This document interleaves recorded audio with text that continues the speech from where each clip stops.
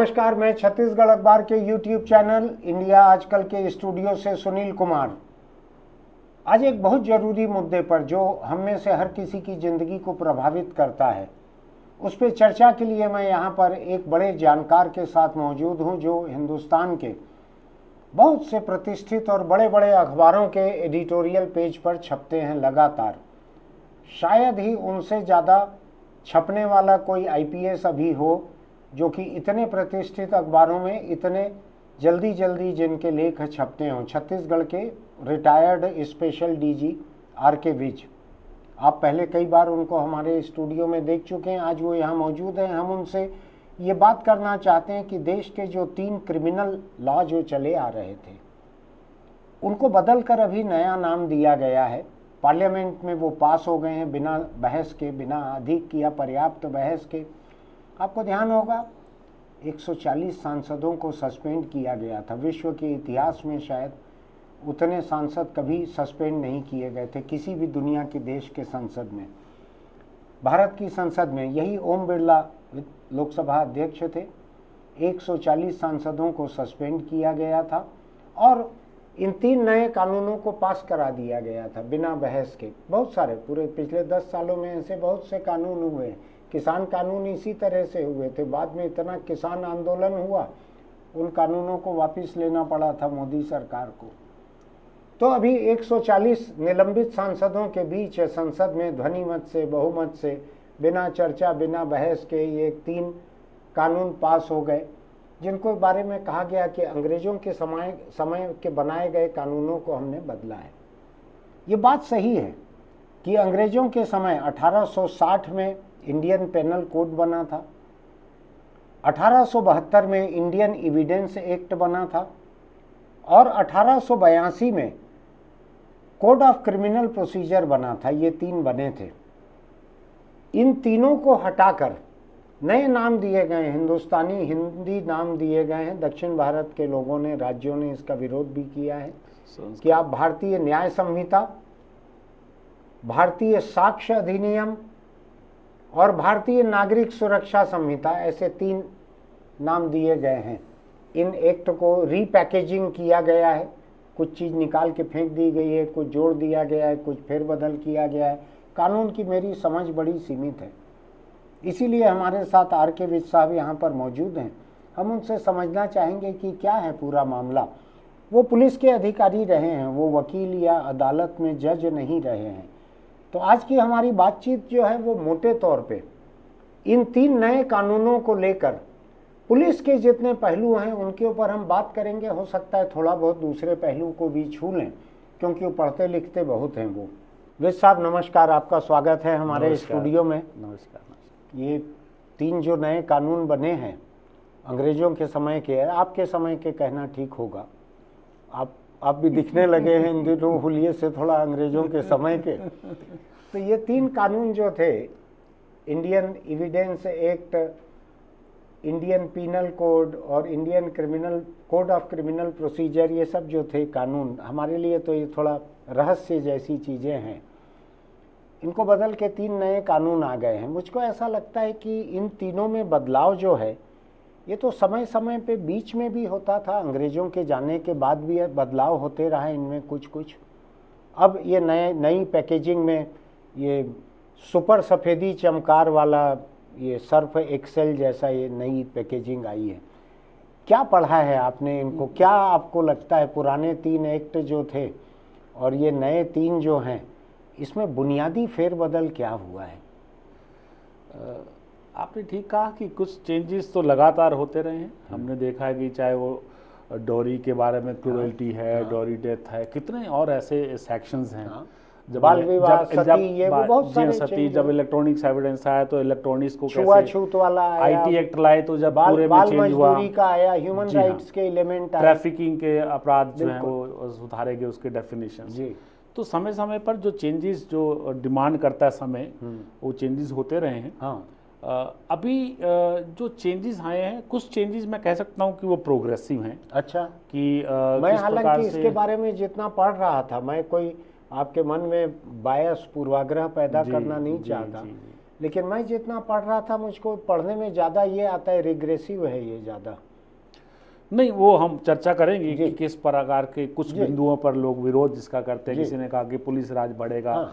कुछ police remand को लेकर रिमांड को लेकर एक बहुत डाउट है लोगों कुछ डाउट्स है, हैंड कफिंग का कुछ प्रोविजन है, उसको लेकर भी कुछ लोगों की टिप्पणियां हैं। हाँ। तो कुछ कुछ चेंजेस किए गए हैं, और जो कोशिश है मुझे लगता है सरकार की कि इसमें फोरेंसिक एविडेंस, साइंटिफिक एविडेंस ज़्यादा यूज़ करें, आईटी का उपयोग ज़्यादा करें, ताकि जो टेम्परिंग के जो चांसेस रहते थे वो कम हो। अगर ऑन द स्पॉट आपने कोई चीज़ कैप्चर किया, तत्काल उसको सेव कर लिए, तो टेम्परिंग और ये कहीं ना कहीं ट्रांसपेरेंसी जो पुलिस की है, बाद में जो किसी आरोपी के वकील जो डिस्प्यूट करते हैं वहाँ बहुत सारी चीज़ों को अदालत में, उसका खतरा घटे, उसका खतरा घटता है उससे। तो देखिए, जहाँ तक मेरा मानना है, कुछ आईपीसी में जो बीएनएस अभी भारतीय जो न्याय संहिता है उसमें कुछ नए अपराध जोड़े गए हैं, जबकि टोटल नए नहीं कहूँगा मैं, लेकिन कुछ बदले गए हैं। कुछ सेडिशन को चेंज करके उसमें ऑब्जेक्टिविटी लाई गई है, पहले थोड़ा सब्जेक्टिव था। राजद्रोह को हटाकर देशद्रोह बनाया गया। मतलब अब जो इंडिया की इंटीग्रिटी, यूनिटी, इंटीग्रिटी और सॉवरेंटी की बात, लेकिन ये सुप्रीम कोर्ट ने काफी कड़ी बात कही थी राजद्रोह के बारे में, इसके खिलाफ, और स्टे भी रखा था सभी अपराध पंजीकृत करने पे, ट्रायल पे, और अभी भी पेंडिंग है, क्योंकि पुराने केसेस अभी उसी से डिसाइड हो गए। बहुत सारे लोगों को राजद्रोह में उसमें धांस दिया गया था भीतर। तो उसको थोड़ा ऑब्जेक्टिव बनाने की कोशिश की है, उसमें मुझे लगता है वो डेफिनेशन अभी बेटर है, हालांकि थोड़ी सी व्यापक भी की गई है उसकी डेफिनेशन, उसका स्कोप थोड़ा बढ़ाया भी गया है। तो कुछ नए अपराध आए हैं इसके अंदर, कुछ जो हैं जो अनकॉन्स्टिट्यूशनल डिक्लेयर किए गए, तो नेचुरली उनका कोई मीनिंग था, उनको हटाया भी गया, जैसे अननेचुरल सेक्स है, अडल्ट्री है, अटेम्प्ट टू सुसाइड है, उसको भी बहुत लिमिट कर दिया गया है। तो ये अच्छा एक प्रावधान था। एक विवादित सेक्शन है जो फॉल्स प्रॉमिस ऑफ मैरिज के ऊपर, जो रेप के बराबर का रहता है, बड़ा ही विवादित। जी हाँ। तो उसमें कुछ उसको नए रूप में डिफाइन किया, उसमें भी मुझे लगता है कोर्ट के लिए कुछ दिक्कतें आएंगी। नहीं, लेकिन ये पर्टिकुलर जो सेक्शन आप कह रहे हैं, ये छत्तीसगढ़ में रोज मामले दर्ज हो रहे हैं इसके। नाबालिग को बहला फुसला कर ले गया, उसमें पॉक्सो वगैरह तो लग ही रहा है, क्योंकि नाबालिग है और दूसरा बालिग है। जी हाँ। लेकिन इसमें ये भी रोज दर्ज हो रहा है, रोज मामले आ रहे हैं कि शादी का वायदा करके सेक्स किया, शादी का वायदा करके रेप किया। इसको लेके क्या है नए कानून में? नया कानून ये बोलता है कि नंबर 1, उसको अब जो पहले रेप की डेफिनेशन में इसको इंक्लूड किया था, उसको अलग करके एक सेपरेट ऑफेंस कर दिया कि डिसीटफुल मीन्स को यूज करेंगे या फॉल्स प्रॉमिस ऑफ मैरिज होगा, तो अब वो क्राइम को अलग करके उसमें 10 साल की सजा कर दी है। जैसे उसमें वहां लाइन पे प्रिजन बिट तक का है, उसमें सजा थोड़ी कम करके उसको थोड़ा डाइल्यूट किया है। पर मेरा इसमें भी एक प्रश्न है कि आप देखिए, रेप की डेफिनेशन सेम है, और कंसेंट, बिना कंसेंट के जो सेक्सुअल इंटरकोर्स रहेगा वो रेप की डेफिनेशन में आता है। तो कंसेंट जो है, अगर फ्री कंसेंट नहीं है, तो कंसेंट की डेफिनेशन अभी भी सेम है बीएनएस में। मतलब कंसेंट की डेफिनेशन नहीं बदली, क्योंकि मिस रिप्रेजेंटेशन जो फैक्ट्स है, और अगर वो मिस रिप्रेजेंट फैक्ट्स को किया है तो वो फ्री कंसेंट नहीं माना जाता। तो रेप की डेफिनेशन सेम है, कंसेंट की डेफिनेशन सेम है, तो ऐसे में उसको आप रेप से अलग कैसे मानेंगे, जब कोर्ट का जुडिक्शन, कोर्ट के डिसीजन ये बोलते हैं, जजमेंट ये बोलते हैं कि it will be treated as rape, तो उसको अलग डिफाइन कैसे करेंगे? तो ये एक दुविधा पुलिस की ली रहेगी। एक बात मुझको थोड़ा सा समझाइए जी। अदालत के कई हाई कोर्ट के और शायद सुप्रीम कोर्ट का भी एक हाथ कम से कम जजमेंट ऐसा है जो कहता है कि शादी का वायदा करके सेक्स करना और बाद में शादी न करना, इसको रेप नहीं गिनना चाहिए। अलग अलग कुछ एक हाई कोर्ट्स के जजमेंट हैं ऐसे। मैं तो उसी इरादे का हूँ, मैंने कई एडिटोरियल लिखे हैं इस बारे में कि शादी का इरादा मेरा था, मान लीजिए, और मैंने सेक्स संबंध बनाए किसी से, तो जरूरी नहीं है कि बाद में मेरा इरादा न बदल सके। अब जो उसको वायदा खिलाफी कहा गया है, झांसा या धोखा देकर सेक्स करना कहा गया है, मुझको लगता है कि ये ज़्यादा जस्टिफाइड है। रेप नहीं था, सरकार अभी नए कानून में यही कह रही है ना कि ये रेप नहीं है। जी हाँ, ये रेप। शादी का वायदा करके संबंध बनाना, पॉक्सो अलग हो गया जी। बाकी मामलों में शादी का वायदा करके सेक्स करना जी, और शादी ना करना जी, ये धोखा देना हुआ, झांसा देना हुआ, डिसीटफुल रिलेशनशिप करना हुआ, लेकिन इसको रेप नहीं गिना। जी हाँ, आप मुझको लगता है कि ये जस्टिफाइड है। आप जो कह रहे हैं कि जब रेप की डेफिनेशन यही है तो ये कैसे इसको रेप नहीं गिना जा रहा है। मैं उसको रेप मानने के लिए मेरा मन ही नहीं करता। मेरा मन करता है कि आज आपने मुझसे वायदा किया था कि आज आप यहाँ रिकॉर्डिंग के लिए आएंगे, आज आपका इरादा बदल गया। सुबह सुबह आपने मेरा अखबार देखा या मेरी वेबसाइट को देखा, उसमें कोई आपत्तिजनक चीज़ लगी, आपने कहा कि नहीं, जो बच्चों के खिलाफ जो अखबार ऐसा लिखता है मैं इसकी रिकॉर्डिंग में नहीं जाऊंगा। तो मैं उसको क्या मानूं? आपको अपना इरादा बदलने का हक है ना। सगाई टूट जाती है, शादी टूट जाती है, तलाक लीगल है हिंदुस्तान में, तलाक इज़ नॉट अ क्राइम। तो मैंने किसी से वायदा किया कि हाँ मैं शादी करूंगा या करूंगा ही है। महिला के ऊपर तो शायद इसमें कोई वादा खिलाफी का जुर्म बनता नहीं। देखिए मैं बताता हूँ इसके अंदर कि कोर्ट ने कैसे इसको इंटरप्रेट किया है। आप ठीक कह रहे हैं, जो एक सेक्शन ऑफ सोसाइटी जिसका विरोध कर रहा है उनका भी कहना है कि वुमेन की भी एजेंसी है, उनको कंसेंट, ऐसा नहीं है कि वो बालिग है फिर भी कंसेंट नहीं दे सकते हैं, तो इसको अलग समझा जाए। तो इसको अपराध होना ही नहीं चाहिए। बड़ा सेक्शन बोलता है कि ये अपराध होना ही नहीं चाहिए। आपने कहा कि दूसरा अपराध ठीक है, अभी डाइल्यूट किया तो बेटर है। मेरा ऐसा मानना है, जो कोर्ट ने बोला है कि जैसा आपने उदाहरण भी दिया कि जो फॉल्स प्रॉमिस है या जो डिसीटफुल मीन्स हैं, अगर राइट फ्रॉम बिगिनिंग अगर वो डिसीटफुल था तभी अपराध की श्रेणी में है। अगर कोई परिस्थितियां ऐसी हुई कि आप उसका पालन नहीं कर पाए, प्रॉमिस को आप नहीं कर पाए, बाद में हुआ परिस्थितियां ऐसी जो आपके बियॉन्ड कंट्रोल थी, तो आप तब उस अपराध की श्रेणी में नहीं आएंगे। लेकिन at the time of committing, उस जब रिलेशन बना रहे हैं, अगर आपका पहले से इरादा था कि शादी नहीं करनी है, अपन धोखा दे के रिलेशन बना रहे हैं, तब अपराध की श्रेणी में नहीं। जैसे मैं ये कह रहा हूं कि आप आईपीएस हैं, आपने किसी से रिलेशनशिप बनाई, आपने कहा कि मैं आईएएस हूं या इंडियन फॉरेन सर्विस का हूं, तो आपने यहाँ शुरू से ही धोखा दिया उसको। धोखा दे के संबंध बनाए। एक धर्म का कोई व्यक्ति है, उसने अपने को दूसरे धर्म का बताया और उससे सेक्स रिलेशन बना लिए। उसने इस आधार पे हाँ कह दिया कि इससे शादी हो जाएगी, बाद में पता लग रहा है उसका धर्म अलग है, वो उस धर्म से शादी करना नहीं चाहती। तो मेरे ख्याल से ये झांसा या धोखा है। जी हाँ, उदाहरण बेटर है कि राइट फ्रॉम बिगिनिंग, जब शुरुआत में आपका दिमाग में धोखा देने की बात थी, फॉल्स प्रॉमिस आप कर रहे हैं, आपको मालूम है, ये तभी अपराध की। लेकिन मान लीजिए 6 महीने रिश्ते रहने के बाद अगर मुझको लगता है इससे नहीं निभेगी, 6 महीने में जो रिश्ते रहते हुए जो पता लगता है कि हमारी कंफर्टेबिलिटी नहीं है, तो मैंने मना कर दिया कि नहीं भाई हमारी शादी नहीं जम पाएगी। इसको धोखा देके सेक्स करना, रेप करना कैसे कहा जाएगा? नहीं, तो ये उस श्रेणी में नहीं आएगा। तो पुलिस नए एक्ट में नहीं, पहले भी नहीं। एक्चुअली ये पुलिस इन्वेस्टिगेशन पे डिपेंड करता है कि आपने जो प्रमाण जुटाए हैं वो पर्याप्त जुटाए हैं कि नहीं। क्या आपने अपने प्रमाणों में ये पाया है कि राइट फ्रॉम बिगिनिंग जो इंटेंशन था वो धोखे देने का था? अगर नहीं था तो कोर्ट छोड़ती है उनको। कोर्ट छोड़ती है, लेकिन पुलिस तो पहला मौका मिलते ही 376 लागू करती थी। एक्चुअली क्या है, जब आदमी रिपोर्ट करता है तो हम जो विक्टिम है उसकी बात को मना नहीं कर पाते। जब वो कोई रिपोर्ट करता है तो हम वहीं से इन्वेस्टिगेशन स्टार्ट करती है पुलिस। ग्रेजुअली आपको प्रमाण जुटाने हैं, तो प्रमाण जुटाने के बाद जब आपके पास सफिशिएंट एविडेंस हो कि ये धोखा राइट फ्रॉम बिगिनिंग है, तभी आपको बाकी एक्शन लेना चाहिए। कोर्ट में केस तभी जाना चाहिए जब आपके पास वो एविडेंस है। अदरवाइज कोर्ट में तो पुलिस के पेश किए हुए बहुत सारे केस जो हैं सीधे डस्टबिन में जाते हैं। जज उसकी कॉपी भी नहीं देते, जजमेंट की डस्टबिन में फेंक दें, ऐसे कमजोर केस जाते हैं बहुत सारे। हाँ, वो तो क्वालिटी जो इन्वेस्टिगेशन की उसको ठीक करने की जरूरत है। ये अपन मुद्दे पर इस पे लौट आते हैं। तो ये नए कानून में इसको सेपरेट ऑफेंस किया गया है। इसको रेप का अभी भी विरोध जारी है। हाँ, इसको रेप नहीं माना गया है। इसको धोखाधड़ी, जालसाजी से सेक्स संबंध बनाना माना गया है, सेपरेट ऑफेंस बना। इससे इसका बेनिफिट किसको मिलेगा? कंप्लेनेंट को नुकसान होगा लगता है आपको इससे? हाँ, नुकसान मतलब सजा कम है।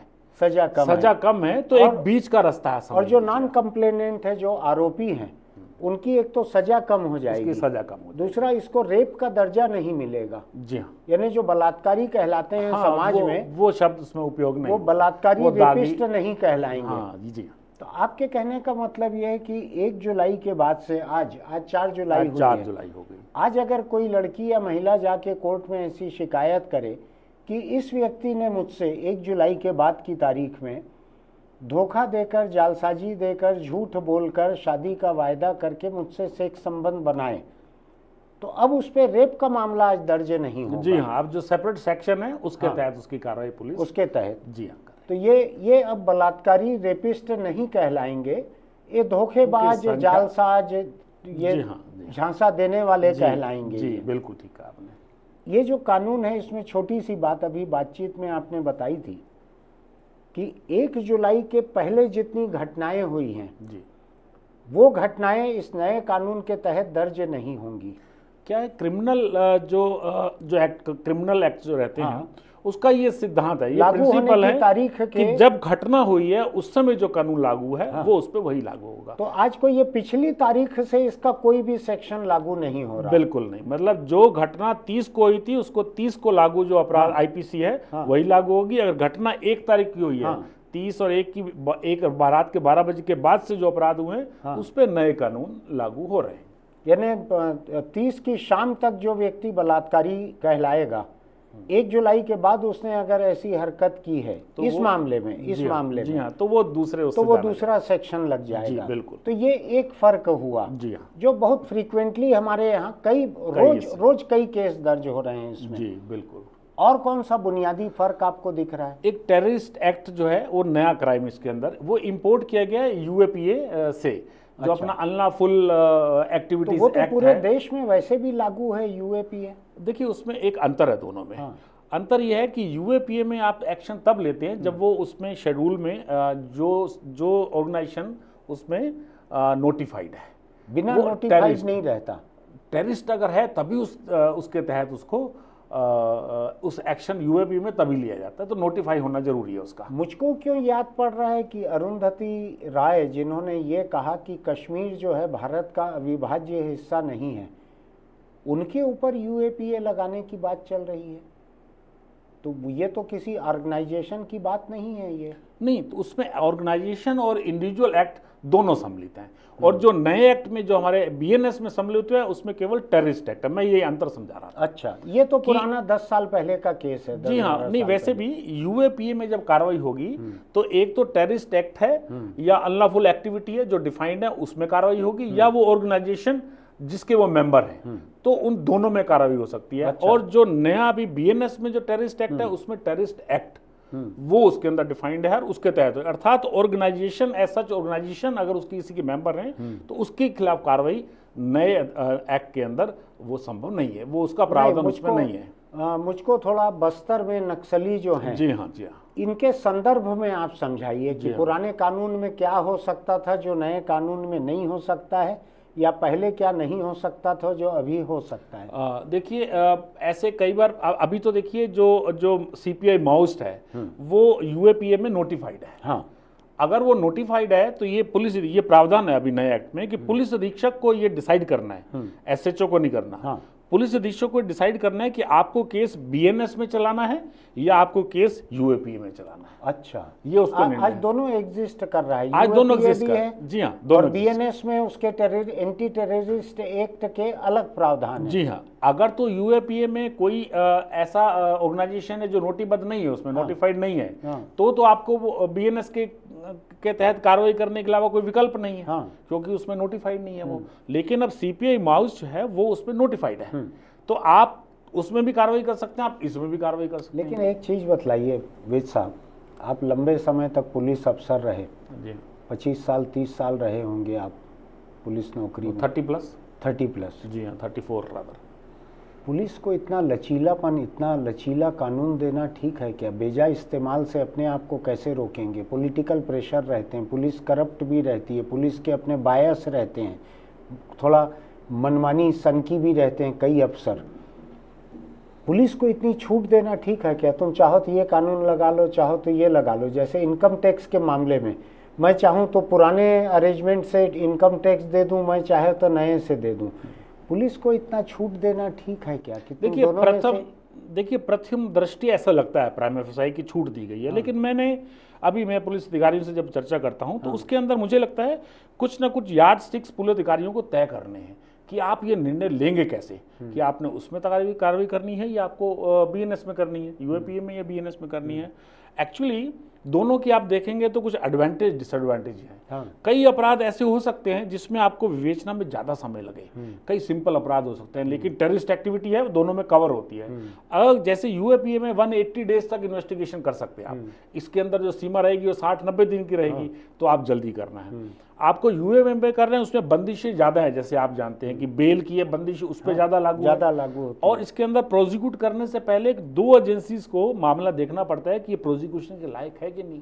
जैसे अभी जीएन साई बाबा का केस छूटा, हाई कोर्ट ने छोड़ा है, ये बरसों बाद छूट रहे हैं लोग। हाँ, बरसों बाद, कई साल जेल में बंद रहे, उसके बाद हाई कोर्ट या सुप्रीम कोर्ट पाता है कि एक नाजायज तरीके से बंद थे। मैं इसीलिए कह रहा हूं आपको, एक्चुअली क्या है कि पुलिस हिंदुस्तान में इतनी भरोसेमंद है नहीं कि उसके हाथ में हथियार इतना दे दिया जाए। लेकिन आप ये ना भूलें कि कई बार ट्रायल कोर्ट उसको सजा देता है, हाई कोर्ट छोड़ता है, उसके बाद सुप्रीम कोर्ट सजा देता है। हाँ, तो क्या ये बदलाव होता है? तो अभी हम ये नहीं कह सकते कि इस मामले में असलियत क्या चीज हुई है, क्यों उसके जो इंटरप्रिटेशन है कोर्ट के वो यानी हाई कोर्ट से छूट रहे हैं तो भी आपको लगता है कि सुप्रीम कोर्ट में पलट सकता है मामला कि किसको कैसे उसको सेक्शंस को देखा गया है। आपका आम तजुर्बा रहा है पुलिस का, हर तरह के पुलिस वालों को आपने देखा है, अपने ऊपर भी देखा है, मातहत भी देखे हैं आपने। आपको क्या लगता है, सच में ही पुलिस को इतना लचीलापन देना चाहते हो आप कि वो यार्ड स्टिक तय करें कि क्या करें क्या न करें? क्या ये रूल्स जो हैं लॉ के भीतर, ये रूल्स फ्रेम नहीं हो जाने चाहिए कि पुलिस को बहुत ज़्यादा विवेक का मौका नहीं देना चाहिए कि मैं ये लागू करूं कि वो लागू करूं? मैं डरता हूं पुलिस का जो बेजा इस्तेमाल होता है, पॉलिटिकल यूज होता है, कम्युनल यूज होता है हिंदुस्तान में, इसमें पुलिस के हाथ जहां अधिकार ज्यादा लगा, एक वो रिमांड का सुनाई पड़ता है 15 दिन से 60 दिन 90 दिन हो रहा है, तो मुझको डर लगता है। ये बात मैं नहीं कह रहा हूं, सुप्रीम कोर्ट के बड़े बड़े वकील कह रहे हैं कि नए कानून जो हैं ये एक पुलिस स्टेट बना देंगे, इसको पुलिस स्टेट बना देंगे। ये डर क्यों है? ये पुलिस से डर है कि पुलिस नाजायज काम कर सकती है। देखिए, कुछ हद तक आपका कहना सही है। मुझे लगता है कि यूएपी पर्याप्त था, उसके अंदर काफी बंदिशें थी, तो उसमें एक्शन ले सकते थे। यूएपीए में तो इतना उसका बेजा इस्तेमाल हो रहा था, कोर्ट में इतने समय तक पुलिस किसी को बंद रख रही थी लगातार, और उसमें क्या छूट देना मुझको ये समझ नहीं पड़ता है। पुलिस स्टेट बनाने का जो आरोप है नए कानूनों के ऊपर, मुझको फिर उसके तरफ ध्यान जाता है मेरा। नहीं, लेकिन इसमें आरोपी को भी कुछ एडवांटेज है। अगर आपने इसमें यह है कि उसको बेल की जो रिस्ट्रिक्शन है, कि जो प्राइम एफएसआई केस प्रूव करना है बेल लेने से पहले, वो बंदिश इसमें नहीं रहेगी। अर्थात जो सामान्य जो बेल के रूल लागू होते हैं वो बेल अपराधी को जल्दी मिलेगी। तो दोनों वही रूल। जी हाँ, तो यूएपीए में बेल मिलना डिफिकल्ट इसमें नहीं है, वो इसमें नहीं है। जी हाँ, अगर आप बीएनएस लगाएंगे तो वो उसको बचेगा। अच्छा, तो बीएनएस लगाने से बचेगा। तो मतलब दोनों को कुछ एडवांटेज डिसएडवांटेज है। अगर पुलिस अधिकारी कौन करेगा कौन सा लगाना है? मैंने अभी बताया कि पॉलिटिकल फोर्सेस तय करेंगी। नो, एसपी मैंने आपको बताया। नहीं, वो तो ठीक है, एसपी तो कुर्सी है।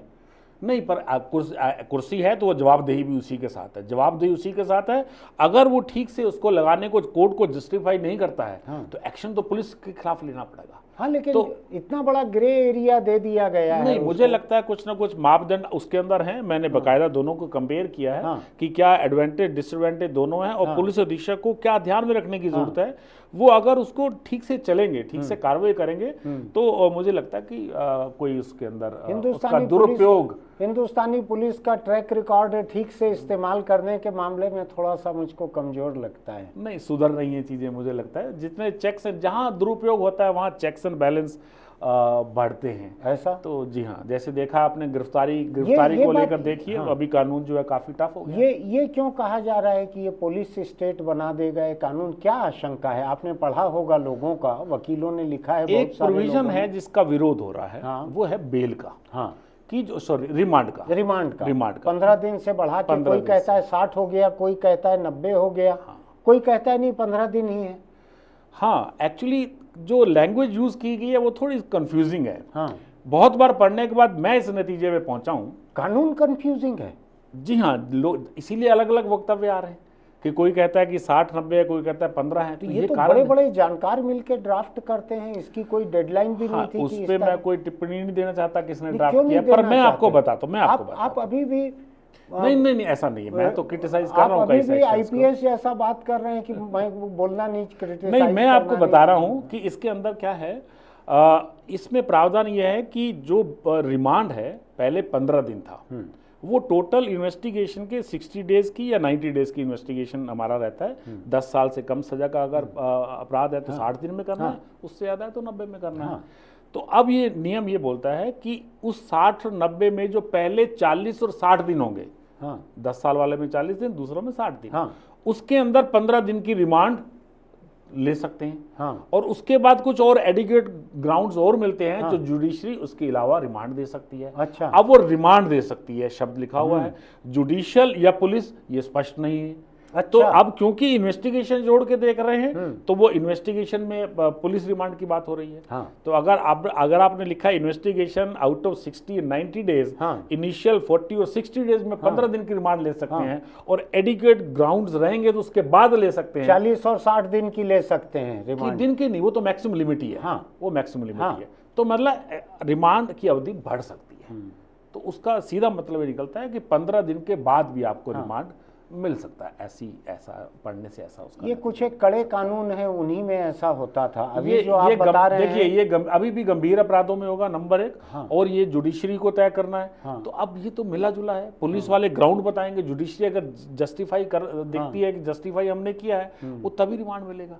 लेकिन ये आपको लगता है कि इसकी कमजोर ड्राफ्टिंग है, और ये कहीं मतलब अलग अलग वर्जन सभी बोल रहे हैं, उससे मुझे लगता है कि कहीं ना कहीं जहां रिमांड शब्द लिखा है, पुलिस और जुडिशियल रिमांड को थोड़ा स्पष्ट लिखते तो सबके लिए थोड़ा सा इजी रहता है। यानी कमजोर ड्राफ्टिंग हुई है इस कानून की।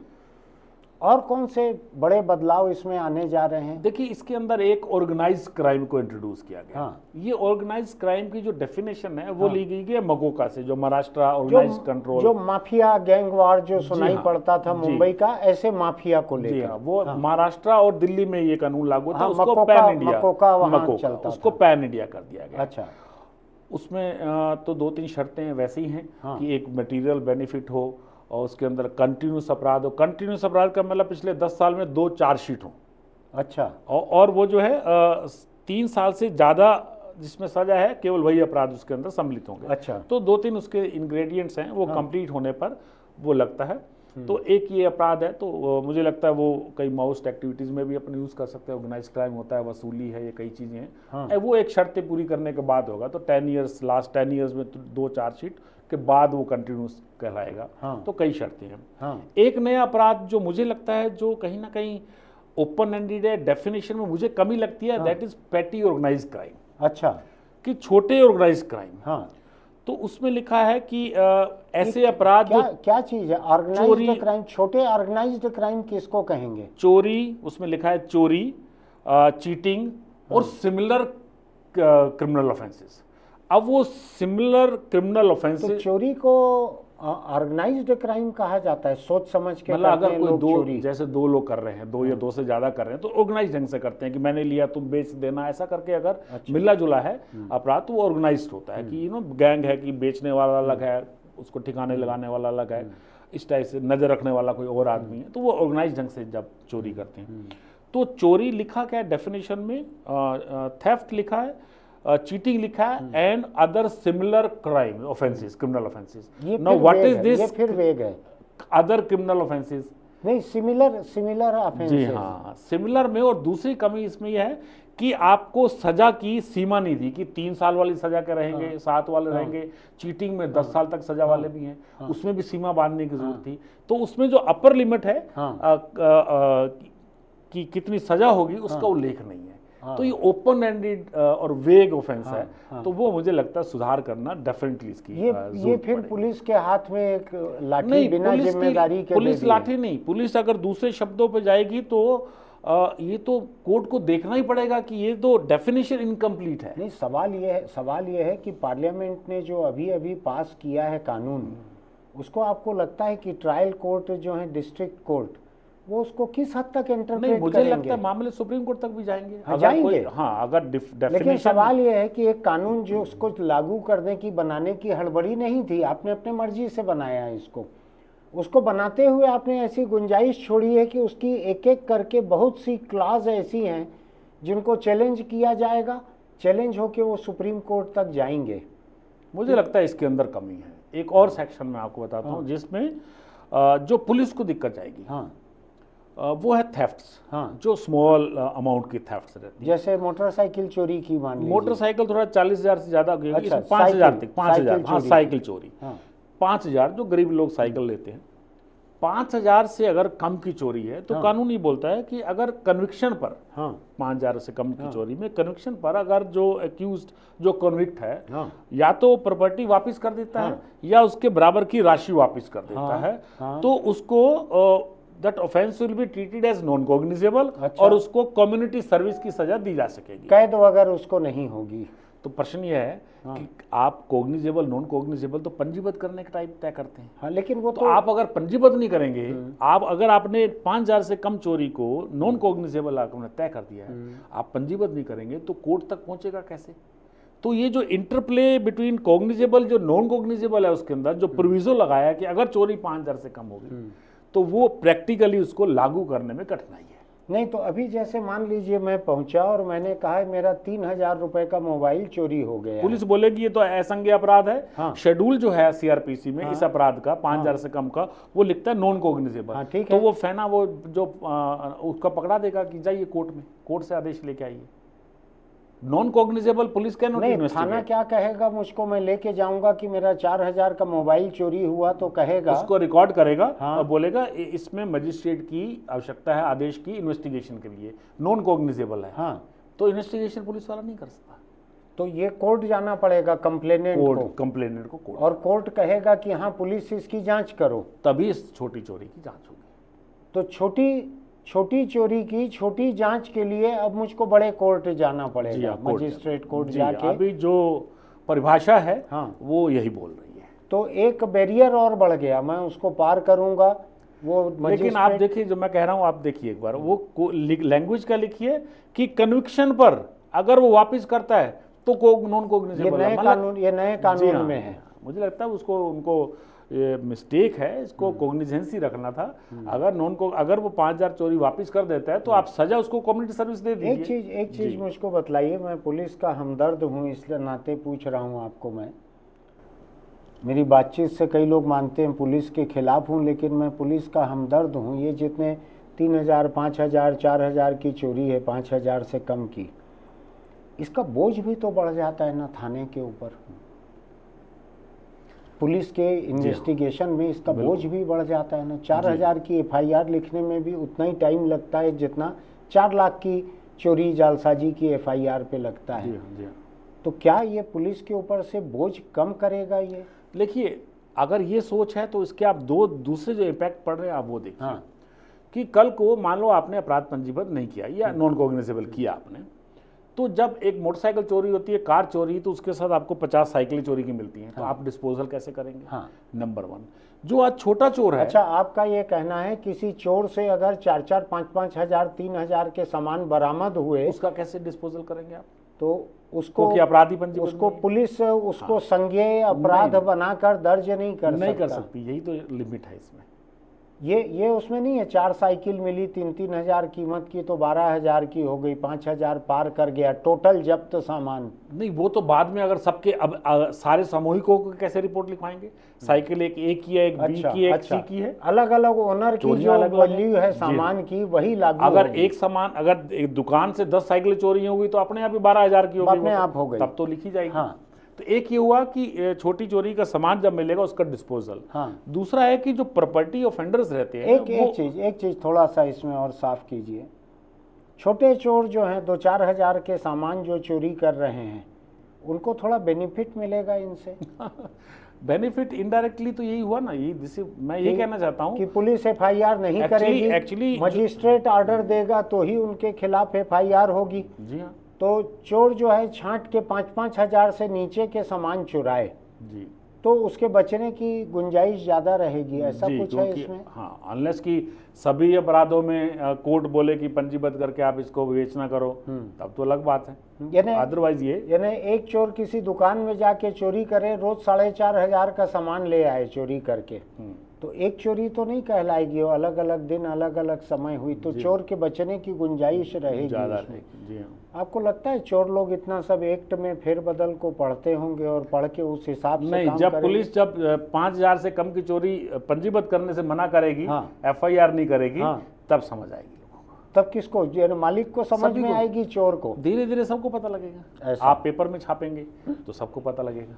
और कौन सा एक फेरबदल आप बतला रहे थे, प्रॉपर्टी का या कुछ बोलना? नहीं, मैं इसी में ही बता रहा था कि दूसरा नुकसान क्या होता है कि जो छोटा अपराधी रहता है, प्रॉपर्टी ऑफेंडर, उसको लिखने का एक पर्पस ये भी रहता है कि पुलिस उस पर नजर रख पाती है। आप प्रॉपर्टी अफेंडर बोल रहे हैं कि पेटी अफेंडर बोल रहे हैं? पेटी थेफ्ट्स का ऑफेंडर, हाँ। तो वो ऑफेंडर। हाँ। तो अगर चोरी आपने की है, अगर हम छोटी चोरी को देख ही नहीं रहे हैं तो कल को बड़ा चोर बनेगा। हाँ। छोटी चोरी इसीलिए उसको पंजीबद्ध उसको करना वहीं चाहिए, वहीं रोकना रोकने के लिए जरूरी आपके हिसाब से इसको नॉन कॉग्निजेबल बनाना गलत हो हाँ, गया। मैंने तो इसके बारे में लिखा भी है कि इसको कॉग्निजेबल रखना चाहिए था। गरीब आदमी, कितनी पॉपुलेशन है जो गरीब है, कितनी सरकार की स्कीम है जिसमें हम साइकिलें देते हैं, सरकार ने साइकिल दी किसी स्कीम में, वो चोरी हो गई और पुलिस कहती है कि हम FIR नहीं लिखेंगे, तो एक बड़ी विडंबना है। वो तो मजिस्ट्रेट के कोर्ट में वकील करके जाना, वहां से आदेश पाना, हाँ, वो अपने आप में एक वो और अपने खर्च होगा। वो अपने आप में मेरा एक ख्याल है कि 5,000 से ऊपर का खर्च हो जाएगा वो। तो ये एक परेशानी अलग ये एक परेशानी है। फिर एक सेडिशन का आपने हाँ, मैं बात उसको की। समझना चाह रहा जी हूँ। हाँ, जी हाँ। पहले पुराना कानून जो था, 1 जुलाई के पहले का जो कानून था, अंग्रेजों के समय का बदनाम कानून जो था, उसमें देशद्रोह और राजद्रोह 2 अलग अलग था। फिर सुप्रीम कोर्ट ने उस पर रोक लगा दी कि ये राजद्रोह अगर जो है ये लागू नहीं हो सकता, ये इस तरीके से लोगों पे, तो केस रुक गए हैं, उसमें जी हाँ, स्टे अभी चल सभी रहा में था। स्टे। अभी उसको राजद्रोह को बदलकर देशद्रोह कर दिया गया है। जी हाँ। इसका विरोध हो रहा है, क्या है ये फर्क?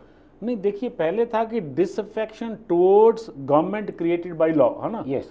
तो अब गवर्नमेंट की जगह आ गया है यानी कानून के तहत निर्वाचित सरकार जो है उसके खिलाफ भड़काना। भड़काना। हाँ। जी हाँ।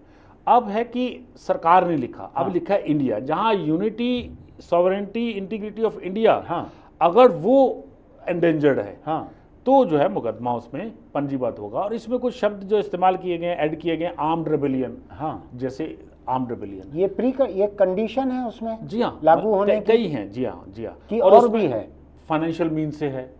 वो कैसे? फाइनेंशियल मीन से पैसा देके, जैसे टेररिस्ट एक्टिविटी को फंडिंग कर रहे हैं। अच्छा। किसी को दिया और कोई उसके अंदर कार्रवाई कर रहा है, अच्छा। तो वो उससे रिलेटेड रहेगा फाइनेंशियल तो मीन से। वो बिना आर्म्ड वाला भी है, बिना हथियार बंद का भी है उसमें? जी हाँ, कोई आप provision? पैसा दे रहे हैं तो बिना हथियार का है। ठीक। तो मतलब इसमें कई चीजें ऐसी, तो आर्म्ड रेबेलियन शब्द ऐड किया गया, इसमें मैं उसमें एम्फसाइज कर रहा हूँ। फाइनेंशियल मींस ऐड किया गया, इसीलिए उसमें मैं जोर डाल रहा हूँ। और इलेक्ट्रॉनिक मींस भी लिखा है, मतलब फाइनेंशियल ट्रांसफर करने के आजकल इलेक्ट्रॉनिक मींस से इंफॉर्मेशन का फ्लो बड़ा फास्ट होता है। इलेक्ट्रॉनिक मीन्स ऐसा तो नहीं है कि मैंने किसी को ईमेल किया हो? ईमेल किया हो, लेकिन आप उसके डिजाइन में पूर्णतः सम्मिलित हैं, हो सकता है वो सफिशिएंट हो कभी कभी, इट डिपेंड्स करता है। क्योंकि आपको मालूम है सुप्रीम कोर्ट ने कुछ और भी हद तय की हुई हैं। हाँ। केदारनाथ केस में कहा था कि वो जो इंसाइटमेंट टू ऑफेंस होना चाहिए, तो वो शर्तें मुझे नहीं लगता कि इसमें हट जाएंगी अभी, वो लागू रहेंगी। तो एक कंप्लीट, उसको कंप्लीट वो देखना पड़ेगा, केवल सिंगल जो इंग्रेडिएंट्स उसको सेपरेट ना करते हुए होलिस्टिक वे में देखना पड़ेगा कि ये अपराध की श्रेणी में आता कि नहीं आता।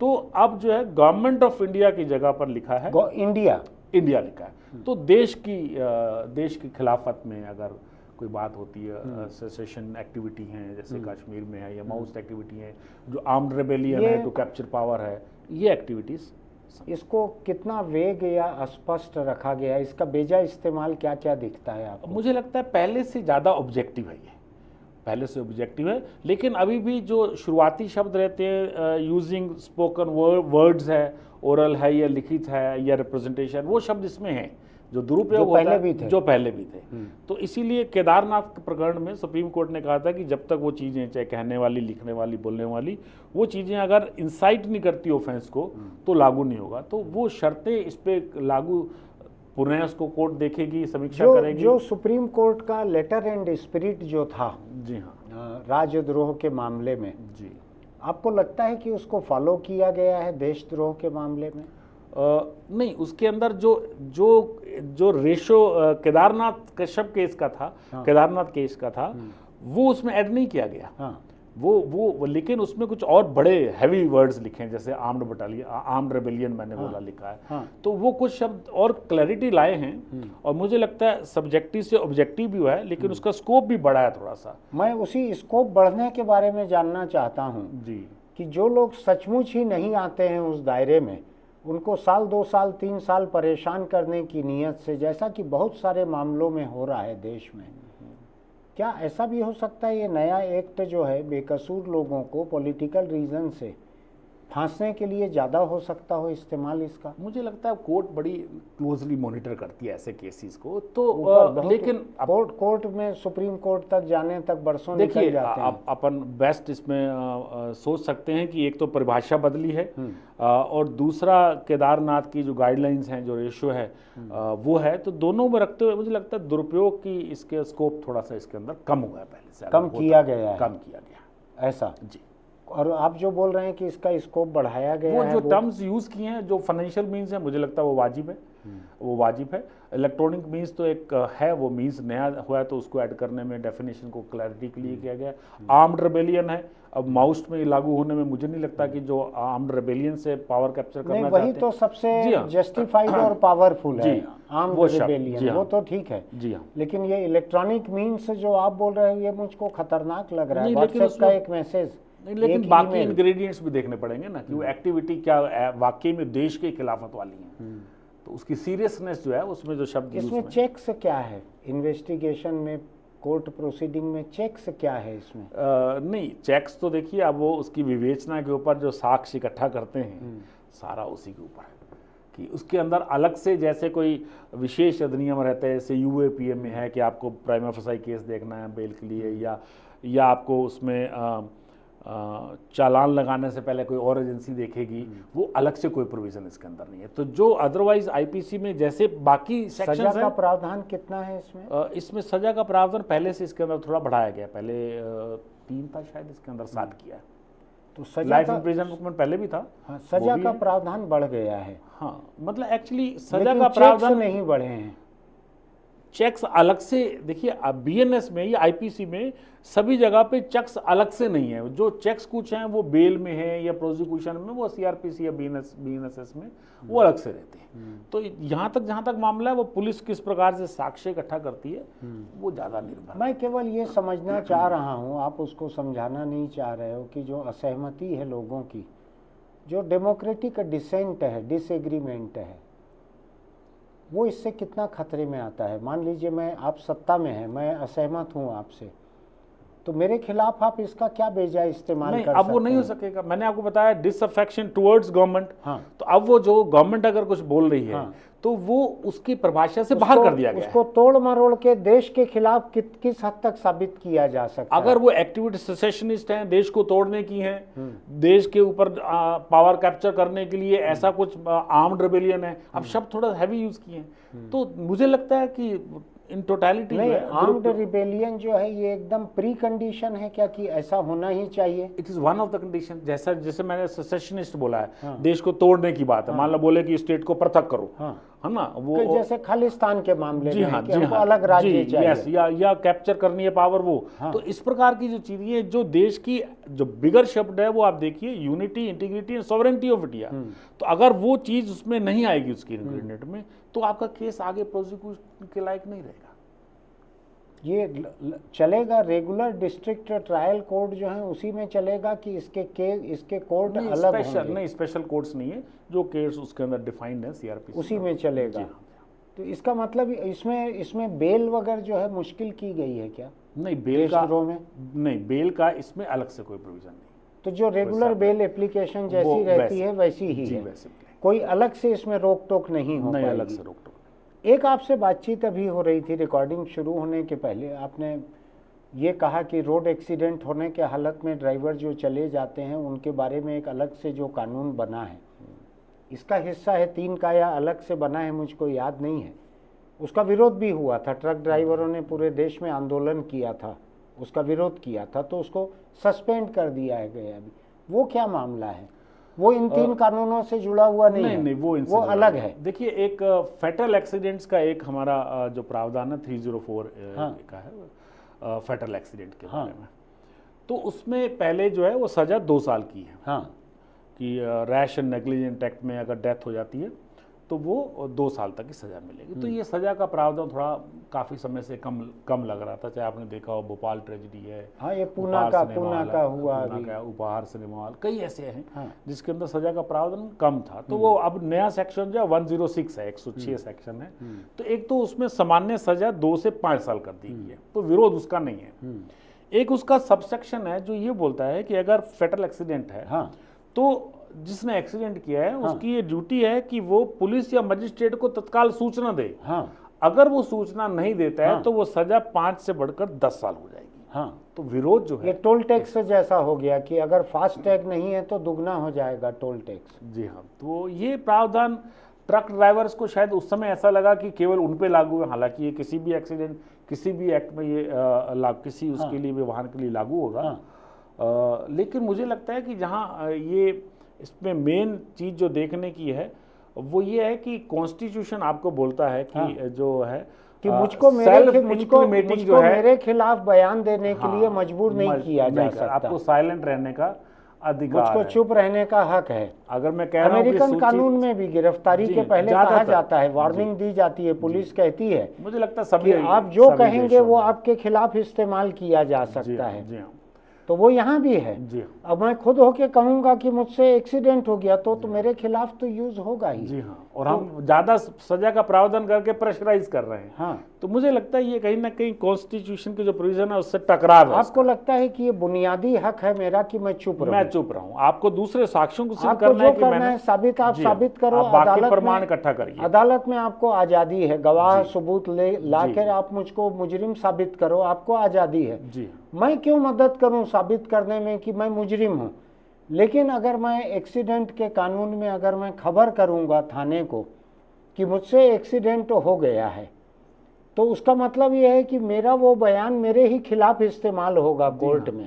मैं एक पॉइंट और भी इसमें देख रहा था, ये तो मुझे लगता है इसमें एक्चुअली भी पुनः विचार की जरूरत है, क्योंकि इस सेक्शन क्योंकि अपने खिलाफ न बोलने की आज़ादी मुझको जो है, मुझको लगता है ये ज़्यादा बुनियादी कानून है। जी बिल्कुल, ये रोड कानून जो है, रोड सेफ्टी जो है, ये लाइटर लॉ है। जी बिल्कुल, जो फंडामेंटल लॉ है वो ये है। नहीं, एक चीज और देखिए आप कि ये किस प्रकरणों पे लागू हो रहा है। ये फेटल एक्सीडेंट में होना, मतलब किसी व्यक्ति की मृत्यु हो चुकी है, कोई ग्रीवियसली इंजर्ड भी नहीं है कि जिसको आप बोल रहे हैं कि उसकी जान बचाने की गुंजाइश हो कि आप बचाने अस्पताल ले जाने के बजाय भाग गए, ऐसा भी नहीं। जी हाँ, दूसरा ये है कि केवल कॉम्पेंसेशन, दूसरा ये है कि ड्राइवर जो है वो ये कैसे तय करेगा वो मर गया है नहीं मरा है, वो रुकेगा वहां तो मॉब लिंचिंग का खतरा उसके ऊपर सिर पे रहेगा। भीड़ कई जगह मारती है, हम देखते हैं। तो ड्राइवर का वहां रुकना, जो ये ट्रक ड्राइवरों का तर्क भी था कि हम रुकेंगे तो मारे जाएंगे वहां पे। एक्चुअली मोटर व्हीकल में प्रावधान भी है ऐसा कि अगर ऐसी आशंका लगती है तो आप मौके से जा सकते हैं। हाँ, और एक चीज ये है कि कई बार कई ऐसे एक्सीडेंट जो हैं वो ट्रक ड्राइवर या बड़ी गाड़ी के ड्राइवर से नहीं होते, साइकिल वाले से, पैदल, जानवर सामने आ जाने से, कई वजहों से होते हैं। जी, वो तो इन्वेस्टिगेशन का मुद्दा रहता है कि एक्चुअल में हु इज रिस्पांसिबल। तो उस हालत में आप मुझको बेबस कर रहे हो कि मैं थाने में फोन करके रिपोर्ट करूं, रिपोर्ट का मतलब कन्फेस करूं कि मुझसे ये एक्सीडेंट हो गया है, वहाँ कोई जख्मी है, तो इसका मतलब ये मैं अपने खिलाफ पूरा केस ही बना रहा हूँ, ऐसे हो गया। तो मुझे लगता है कहीं ना कहीं ये कॉन्स्टिट्यूशनल प्रोविजन से टकराव है। ये आपको लगता है कि ये किसी केस में जब ये ऊपर तक जाएगा तो कोर्ट अपने आप इसको खारिज कर सकती है, एक ऐसी गुंजाइश निकलती है, संभावना बनती है। बिल्कुल। अब हम फिर से आए, ये जो 3 कानून जो हैं इसमें और कौन सी चीज आपको लगती है जो नाजायज है?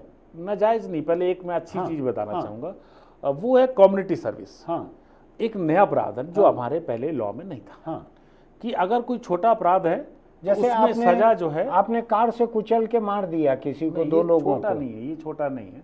नहीं, उसमें भी ऐसे लिखवाया था और कम्युनिटी सर्विस कहा था। जी, वो जो ऐसे लिखवाने उसका बहुत विरोध हुआ था। एक्चुअली वो जेजे एक्ट के तहत का जो अपराध था और एक्सीडेंट का अपराध था, तो वो बेल की कंडीशन हमने पिछली बार चर्चा की थी कि वो बेल की कंडीशन पे ऐसा छोड़ा गया था जो उचित नहीं था। तो पर ये दूसरा प्रावधान है, ये सजा का प्रावधान, ये बेल का नहीं है। सजा की अगर छोटा अपराध सिद्ध पाया जाता है तो उसके अंदर जेल की बजाय कम्युनिटी सर्विस कराई जाएगी। कितनी सजा तक की जगह? एक्चुअली सज़ा तो 6 महीने और उसके बीच की है, कोई बहुत ज़्यादा नहीं, पर मैं बताता हूँ इसके अंदर अलग अलग अपराधों में 6 में है, थोड़ी ज़्यादा भी किसी में हो सकती है, फाइन वाले भी हैं कुछ। लेकिन क्या है, इसमें टोटल 6 अपराध हैं जिसके अंदर इसका प्रोविज़न किया गया है। हाँ। और 6 में से 5 जो है नॉन कॉग्निजेबल है। अच्छा। अर्थात वो लागू बहुत कम होगा ये प्रोविज़न। हाँ, क्योंकि अपराध ही पंजीबत बहुत, तो उसमें हाँ। कोर्ट तक जाना उसका और बहुत छठवां कम होगा। कौन सा है जिसमें? 6वां है जो ऑफेंडर्स जिनकी प्रॉपर्टी हम अटैच करते हैं, अगर उपस्थित नहीं होता है हाँ। तो उसके अंदर फाइन देने का, जिसका प्रोविजन भी बहुत, जिसका यूज काफी कम होता है। हाँ। तो ये प्रावधान किया गया, मुझे लगता है ये अभी इवोल्व होगा इसके ऊपर जूरिस्प्रूडेंस।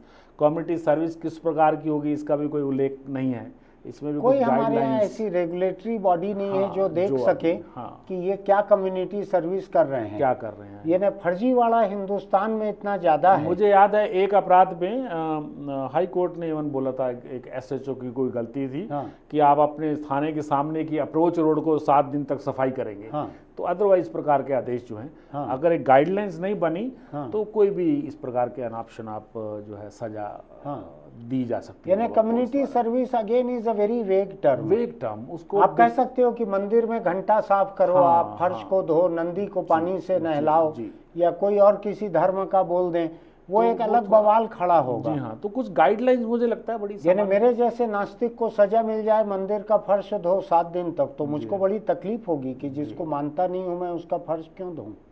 तो ये मुझे लगता है डिफाइन कोड करेगी। लेकिन जो डेवलप्ड डेमोक्रेसीज हैं उनमें कम्युनिटी सर्विस की सजा जो है बड़ी आम चीज है। मैंने अमेरिका के कुछ प्रकरण हाँ। पढ़े हैं, वहाँ हाँ। पर कम्युनिटी सर्विस में ऐसा है कि जैसे डॉक्टर है, हाँ। तो कोर्ट को लगता है कि उसको जेल में रखने का फायदा नहीं है। हाँ। उसको बोलिए कि तुम 3 साल तक ये फ्री सर्विस देंगे, फ्री सर्विस दोगे। तो जो प्रोफेशनल हाँ। सर्विसेज दे हाँ। सकते हैं, हाँ। तो उनको वो इस प्रकार का दंड दिया जाए, जो मैं use बिना हो। पनिशमेंट के एक कम्युनिटी सर्विस की चर्चा करूंगा। मेरे एक पारिवारिक संबंधी हैं अमेरिका में, उनका बच्चा जो है अस्पताल में जाकर उसने वॉलंटरीली काम किया, जी। साल भर में 200 घंटे या 400 घंटे काम किया, उसको सर्टिफिकेट मिला उसका कम्युनिटी सर्विस का। तो कम्युनिटी सर्विस ऐसी भी रहती है कि आप व्हील चेयर धकेल के जी हाँ, लेके जाओ, बहुत ही, पानी लाके किसी को जी। दे दो मरीज को, नर्सिंग किसी के उसमें पेपर help से कर रहे लेके आप जमा करा दो काउंटर पर। जी, जी। ऐसी भी सर्विस ये बहुत होती है। अच्छे जो ह्यूमन टच वाले जो ऐसे हाँ, काम है, हाँ। जो नर्सिंग जैसे आपने ये बताया हाँ, हॉस्पिटल में, हाँ। मुझे लगता है ये मेरे एक बहुत अच्छे हैं। रिलेटिव हैं, उनके बच्चे को ये वहाँ पर सर्टिफिकेट मिला है न्यूयॉर्क के हॉस्पिटल में काम करने का, और सब्सटेंशियल अमाउंट ऑफ टाइम कि साल में इतने घंटे या इतने दिन काम करने के लिए। ऐसा नहीं कि एक केला दे के 9 लोग फोटो खिंचा रहे हैं हिंदुस्तान में, जो मरीज को देते हैं ना, एक केला दे के 9 लोग फोटो खिंचाते हैं, वैसा भी नहीं है। तो कम्युनिटी सर्विस असली उस तरह की होती है। आप हिंदुस्तान में कम्युनिटी सर्विस की सजा देंगे तो मुझको लगता है कि लोग एक बेर ले जाएंगे, एक एक मरीज को एक एक बेर या एक एक जामुन दे देंगे और मरीजों को फल पहुंचा के कम्युनिटी सर्विस की, ऐसा हो जाएगा। मुझे लगता है लेजिस्लेचर ने अगर गाइडलाइंस तय नहीं की तो मुझे लगता है सुप्रीम कोर्ट इसमें कुछ ना कुछ जरूर, यानी हर चीज घूम फिर के हम सुप्रीम कोर्ट के ऊपर डाल रहे हैं। जहाँ गैप होगी वहां पर कानून ऐसी बनता है। हमारे यहाँ प्रथा नहीं, है। गैप नहीं, यानी कानून बनाने की लापरवाही। आपको नहीं अच्छा, एक चीज मुझको बतलाइए आप, पार्लियामेंट में इसके ऊपर काफी बहस नहीं हो पाई जितनी होनी थी, पर्याप्त बहस नहीं हुई। लोगों ने कहा इस बात को, वकीलों ने भी कहा है और लीडर्स ने भी कहा है। आपको लग रहा है कि इसके ऊपर और बहस होनी चाहिए थे, इसके प्रोविजंस डिस्कस किए जाने चाहिए थे? सुप्रीम कोर्ट के लिए कचरा क्यों छोड़ा जाए कि मैं कचरा फैला रहा हूं और जज साहब आपका तो काम है इसको साफ करना, आप साफ करना, क्यों कचरा फैलाया गया है? ये नहीं, आप सही कह रहे हैं। जितनी ज़्यादा चर्चा होती है, क्योंकि हमारे पार्लियामेंट में कितने अच्छे वरिष्ठ वकील लोग हैं जो मेंबर ऑफ पार्लियामेंट, हर विचारधारा तो वो पेचीदा, अभी हम डिस्कशन सुनते हैं सुप्रीम कोर्ट में, बहुत अच्छे लॉजिक्स रखे जाते हैं। तो मुझे लगता है कि ये कहीं ना कहीं इनको जो त्रुटियां हमको लग रही हैं एज ए पुलिस ऑफिसर, वो दूर हो सकती थी, ताकि हम तो बात करते हैं जो कॉन्स्टिट्यूशनल मुद्दे रहते हैं वो सुप्रीम कोर्ट तक पहुंचे। छत्तीसगढ़ में 11 सांसद हैं लोकसभा के, राज्यसभा के और रहते हैं अलग। इनमें से हर कोई आपको नाम चेहरे से जानते हैं। आप अफसर रहे हैं यहाँ पे, उस नाते जानते हैं। सांसद तो जानते ही हैं कौन कौन है बड़े अफसर। इनमें से किसी भी सांसद ने आपसे संपर्क किया था कि साहब ये नया एक्ट बन रहा है, नया कानून बन रहा है, इसके बारे में आपका क्या कहना है, कुछ हमको बताइए, वहाँ संसद में बहस करना है हमको। मैं कांग्रेस बीजेपी की बात नहीं कर रहा, दोनों के सांसद हैं जी बिल्कुल, पिछले 10 साल से दोनों ही पार्टियों के हैं। किसी एक ने भी आपसे संपर्क किया कि हमको वहाँ पार्लियामेंट में बोलने के लिए कुछ बताइए, आपको क्या सूझ रहा है? नहीं, आज तक तो किसी ने नहीं किया। मैंने तो खुद पढ़ के एज ए पुलिस ऑफिसर जो मुझे लगता था, मुझे लगता है अभी तक 4 लेख लॉज पे लिख दिए। 2 तब लिखे थे जब पार्लियामेंट में ड्राफ्ट पेश किया था, 2 उसके बाद लिखे हैं। एक लास्ट मैंने यही लिखा था कि ये मिस्टेक्स है था कि इसको रिविजिट कर लेना चाहिए क्योंकि इम्प्लीमेंटेशन में दिक्कत आ सकती है, कुछ और कॉन्स्टिट्यूशनल मुद्दे भी। एक अभी लिख के आ रहे हैं जिसकी वजह से आप लेट हो गए आने में यहाँ। वो एक, हाँ, वो कल भगदड़ वाला था, उसके ऊपर एक छोटा लेख उस पर लिखा है। कोई और चीज है इसमें इम्पोर्टेंट जिसको हमको? सीआरपीसी जो बीएनएसएस के मैं 1-2 प्रावधान बताना चाहूँगा। कुछ एफआईआर के बारे में और कुछ इलेक्ट्रॉनिक एविडेंस या फोरेंसिक के यूज के बारे में। तो एक ईएफआईआर की बात आई है, इसका प्रावधान सीधा जोड़ा गया, ऐसा कि मैं एक ईमेल कर सकता हूँ, ईमेल कर सकते बाद में 2 या 3 दिन के भीतर मुझको लिखित शिकायत कहीं देनी होगी, ऐसा कुछ है ना? वो 3 दिन के अंदर अगर व्यक्ति आकर सिग्नेचर करता है तो एफआईआर में कन्वर्ट होगा। तो अगर 3 दिन में नहीं आते हैं तो क्योंकि एफआईआर में सिग्नेचर की आवश्यकता पड़ती है तो वो एफआईआर में कन्वर्ट नहीं होगा। ठीक, तो एक ये सुविधा दी गई है, पर मुझे लगता है कोई डिजिटल सिग्नेचर वगैरह का प्रावधान इसमें नहीं अभी डिजिटल का प्रावधान चलन नहीं है, बहुत कम कंपनी के डायरेक्टर्स हैं, कोई है, इसी में डिजिटल सिग्नेचर है। जी, अभी लोग रिपोर्टिंग में कर रहे हो, ऐसा बिल्कुल भी नहीं है। तो ऐसा प्रावधान इसमें अभी किया भी नहीं गया, तो मुझे लगता है नेक्स्ट स्टेज वो रहेगी। लेकिन इसमें सभी पुलिस डिपार्टमेंट्स को अपने पोर्टल कुछ तय करने पड़ेंगे कि किस प्रकार से आएगी, कि ईमेल आना है तो कहाँ पर आएगा, रिपोर्टिंग का फॉर्मेट कुछ ऐसा करिए कि लोगों को यूजर फ्रेंडली हो, कर भी सकें। अदरवाइज अभी एक साइबर क्राइम का एक पोर्टल है ना, जिसमें लोग रिपोर्ट करते हैं, cybercrime.gov.in, तो उसका उपयोग कर सकते हैं। वो CCTV से हमारा लिंक्ड भी है, तो एक सुविधा अभी इसके अंदर दी है। लेकिन वो तो केवल साइबर क्राइम के लिए है ना, मेरी मोटरसाइकिल चोरी होने का मैं उसमें थोड़ी कंप्लेंट कर सकता हूँ। आप कर सकते हैं, लेकिन आपको फिर 3 दिन की जो शर्त है वो इसके अंदर रहेगी। अच्छा, जी हाँ, वो शर्त आप कर सकते हैं। एक्चुअली पहले वो सेक्सुअल ऑफेंसेस के लिए लागू किया था, उसके बाद सभी के लिए ओपन कर दिया था, तो आप रिपोर्ट कर सकते हैं उसके माध्यम। इससे फिजिकल मूवमेंट थोड़ा सा कम होगा, थानों में घंटों बैठना कम होगा। इसके 2 फायदे लगते हैं मेरे को। एक तो कि जो आपने इनिशियल रिपोर्ट जो विक्टिम ने खुद दी है, कंप्लेनेंट दी है, उसको पुलिस अफसर को चेंज नहीं कर सकता। It has come to you through email, आपके वही आप सिग्नेचर भी वही करेंगे। वो रिकॉर्ड से चेंज नहीं। तो ये उसकी एक अच्छी बात है कि सब कुछ उसके अंदर ऑलरेडी लिखा हुआ है, ये चेंज नहीं कर सकता। तो ये मुझे लगता है बेटर, एक अच्छा प्रोविजन है। लेकिन सिग्नेचर करना है, मान लीजिए वो अगर 3 दिन, तीसरे दिन आ रहा है और 2 दिन है, पुलिस को एक इंफॉर्मेशन मिल जाती है कि ये अपराध हुआ है। अगर वो मान लीजिए सेंसिटिव है तो ऐसा इनिशिएट कर इन्वेस्टिगेशन। जी हाँ, इन्वेस्टिगेशन शुरुआत कर सकता है, प्राथमिक जांच कर सकता है। कई ऐसी चीजें रहती हैं, कुछ प्रिलिमिनरी इंक्वायरी करनी है।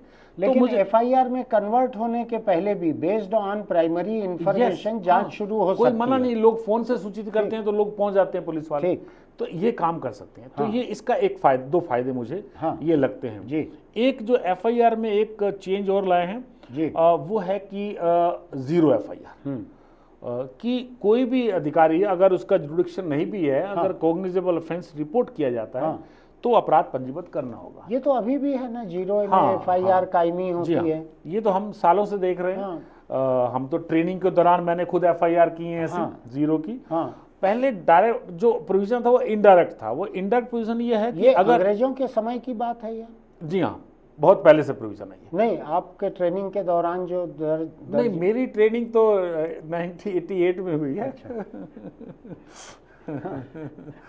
जी हाँ जी। इतना पुराना नहीं हुआ। नहीं, फिर भी मैं थोड़ा वेरीफाई कर लेना ठीक है।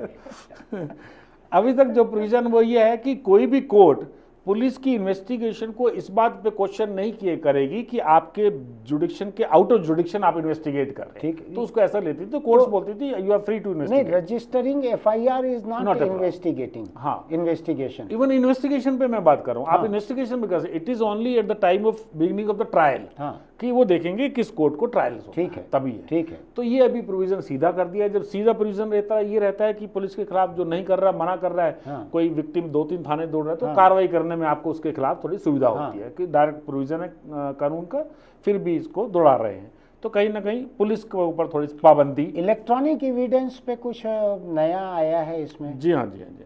इलेक्ट्रॉनिक एविडेंस में 2 चीज़ें, एक तो प्रक्रिया प्रोसीजर कोड में है, मतलब जो BNSS है अभी नागरिक सुरक्षा संहिता उसमें है, और दूसरा साक्ष्य अधिनियम में भी थोड़ा परिवर्तन है। जहाँ तक BNSS की बात है, उसमें ये प्रोविजन किया है कि जो सर्च एंड सीजर होंगे उसकी वीडियोग्राफी करना मैंडेटरी है। सर्च और सीजर की वीडियोग्राफी करना जरूरी है। पुलिस इन्वेस्टिगेशन करती है, किसी घर में जाती है, कोई चीज़ सीज करनी है, तो आपको वो उसका वीडियो बनाना लाजमी है, ठीक है। तो उससे क्या है कि कई बार आरोप लगते थे, तो वो आरोप जो है लगने से बचाने के लिए। अब मुझको एक बात बताइए, इसको एविडेंस के रूप में दर्ज करना जरूरी है? जी हाँ, बिल्कुल, वीडियो रिकॉर्डिंग बतौर एविडेंस दर्ज करना जरूरी है, लाजमी है। अब मान लीजिए आप इन्वेस्टिगेटिंग ऑफिसर हैं जो मौके पे गए हैं, जी हाँ, आप किस चीज से रिकॉर्ड करेंगे उसको? वीडियो रिकॉर्डिंग अपने मोबाइल फोन से करेंगे? जो कानूनी प्रोविजन है उसमें लिखा हुआ है electronic audio video electronic means और मोबाइल फोन। मान लिया, मैं बात करता हूँ, तो अभी क्या है कि गवर्नमेंट ऑफ इंडिया ने क्या किया, एक एप्लीकेशन बनाई है, ई साक्ष्य, वो अभी लागू होने की स्थिति में है, उसकी टेस्टिंग वेस्टिंग चल रही है। उसके अंदर ये प्रावधान किया है, आप सही कह रहे हैं, मेरा भी यही मानना है कि आईओएस को, गवर्नमेंट को टैब देना चाहिए ताकि एक रूपता रहे। आप मेरे पर्सनल फोन पे आप नहीं, एक दूसरी चीज जो मेरी छोटी सी जानकारी है कानून की, कोई भी साइबर एविडेंस, इलेक्ट्रॉनिक एविडेंस उसी हालत में अदालत में मान्य रहता है, एडमिसिबल रहता है, जब वो उस ओरिजिनल डिवाइस में पेश किया जाए जिस पे रिकॉर्ड किया गया है। वो 2 चीजें हैं, एक है अगर आप ओरिजिनल करते हैं तो दैट इज प्राइमरी एविडेंस, आप उसकी कॉपी भी दे सकते हैं, तो आप पेन ड्राइव में कॉपी करके दे सकते हैं, तो आपको एक सर्टिफिकेट देना पड़ेगा, तो क्योंकि कोर्ट में आपको फिर गवाही देनी है, सर्टिफिकेट ये देना पड़ेगा कि ये इसके साथ छेड़छाड़ी नहीं की गई, ये जो डिवाइस है ठीक काम कर रहा था, वगैरह वगैरह। नहीं, उसका मतलब ये है कि वो डिवाइस जो है, जो मेरी पर्सनल डिवाइस है, मेरा वो आपको सुरक्षित रखना पड़ेगा, वो मुझको सुरक्षित रखना पड़ेगा। और हमारे आपके सबके मोबाइल फोन कभी ना कभी खराब होते हैं, क्रैश होते हैं, हैंग होते हैं, हम उसको रीइंस्टॉल करते हैं उसका ऑपरेटिंग सॉफ्टवेयर, उस हालत में क्या होगा इस एविडेंस का? एक्चुअली का यही जो मैं आपको बता रहा हूँ, ये प्राइमरी और सेकेंडरी एविडेंस में ये अंतर है। बेस्ट जो एविडेंस होता है वो प्राइमरी होता है। बेस्ट है अगर आप फोन ही लेके जाएंगे और आपकी फोरेंसिक जांच की रिपोर्ट है तो कोर्ट उसको प्ले करके देख सकती है ना। अभी जो इसमें प्रोविजन कर रहे हैं उसमें टेम्परिंग को लगभग नगण्य करने की प्रयास है। अगर मान लीजिए फोन यूज भी करते हैं तो अभी जो ई साक्ष्य डाउनलोड करना, आपको एक एप्लीकेशन गवर्नमेंट की उसके प्लेटफॉर्म से डाउनलोड करना है, तो आप जो वीडियो लेंगे मौके से उसमें एक सीमा है कि 4 मिनट से ज़्यादा का वीडियो नहीं ले सकते, बट मल्टीपल ले सकते हैं फोटोग्राफर। वो सेव हो जाएगा, वो आप लेंगे तो वो इमीडिएटली गवर्नमेंट का क्लाउड है वो वहाँ सेव होगा, तो आप आईडी वगैरह मिल जाएगी, उसके अंदर हैश वैल्यू भी जनरेट होगी, तो उसकी एविडेंस वैल्यू ज़्यादा रहेगी नए कानून में। नए कानून में नहीं, देखिए इलेक्ट्रॉनिक एविडेंस जो है वो पुराने नए में उसकी जो वैल्यू है वो सेम ही है, मतलब वो एविडेंस जो है वो डॉक्यूमेंट के रूप में माना जाता है। मतलब इलेक्ट्रॉनिक जो वीडियोग्राफी बनाएंगे, इलेक्ट्रॉनिक एविडेंस जो है 2 टाइप के एविडेंस रहते हैं, एक आई विटनेस रहते हैं, ओरल रहता है जो बोलता है आदमी जिसने देखा है सीन ऑफ क्राइम को, और दूसरा है डॉक्यूमेंट। तो जो वीडियोग्राफी और फोटोग्राफी रहती है वो डॉक्यूमेंट के रूप में ट्रीट किया जाता है, बिकॉज आप उसको क्वेश्चन नहीं कर सकते हो, तो डॉक्यूमेंट।